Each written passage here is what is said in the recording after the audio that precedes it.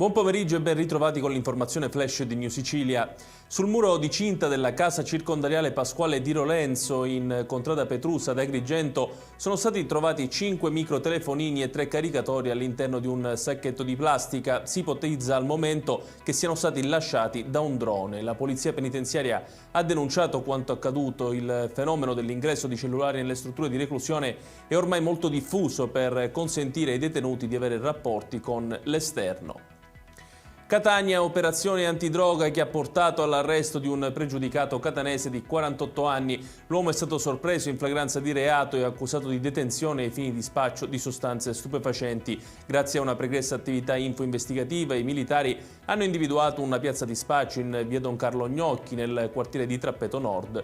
Un arresto anche a Biancavilla, dove è stato arrestato un 55enne per spaccio di cocaina. E in queste ore è in corso l'imbarco di 598 dei 1905 migranti ospiti dell'hotspot di Lampedusa sulla nave Diciotti della Guardia Costiera, che una volta completate le operazioni di imbarco partirà alla volta di Reggio Calabria. Nonostante questi trasferimenti, nella struttura di primissima accoglienza, che nei giorni scorsi ha ospitato anche 3.000 persone, dovrebbero rimanere 977 migranti a fronte di poco meno di 400 posti. La prefettura di Agrigento, d'intesa con il Viminale, sta lavorando per pianificare ulteriori trasferimenti.